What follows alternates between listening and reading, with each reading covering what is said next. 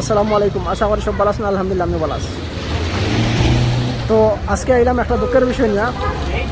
ব্যাঙ্গালোর একটা রুমও 4জন মানুষ মারা গেছেন এক লগে, আর 4জন হইলে আমরা আসামের মানুষ। তো এইটাই মারা যাইবার কারণ ডাক্তারে খর পোস্টমর্টম রিপোর্ট হিসাবে খর যে রুমও তারা অক্সিজেন পাইছে না পাওয়ার কারণে 4জন মারা গেছে একলগে। কিন্তু আমি কোনো সময় মানে নিতে পারি না যে অক্সিজেন না পাওয়ার কারণে 4জন মানুষ একলগে মারা যাইব। কারণ ওই লোকে যদি এলাকা কিছু হইতো তাহলে তারা একজন হইলেও বারাকে শ্বাস হইতে পারত। যেন একজন মানুষ বাঁচছে না, 4জন মরে গেছে, এগুলো আমি মানিয়ে নিতে পারি না যে অক্সিজেনের কারণে মরে গেছে তারা।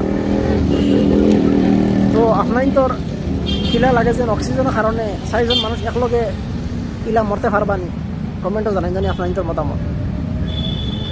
কারণ হইল গিয়া অক্সিজেনের কারণে ইলা যদি কিছু হইতো তারা 12 হইলে গিয়া একজন হইল গিয়া শ্বাস লইতে পারতো। যেন একজনও বাঁচিল না, 4জন মারা গেল। আমার লাগে এটা অন্য কিছু হইব না, হইলে ইলা হইবার কোনো কথা না। আর ডাক্তারে কইছে হিসাবে আমি আপনার তোর কইতাম চাইমু, রুমও যেও বেঙ্গলোর আছো, রুমও ঘুমাইতে সময় জানলা এখন হইলেও খুলিয়া ঘুমাই।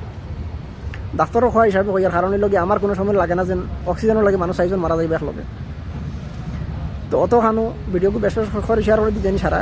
আমি এই ভিডিও বানাইবার কারণ হইল সারার ওখানে কইতাম চাই, আর ডাক্তারও খোয়া হিসাবে কই আর যে রুমও ঘুমাও বেঙ্গলোর জানলা একটা হইলেও খুলিয়া ঘুমাই রায়।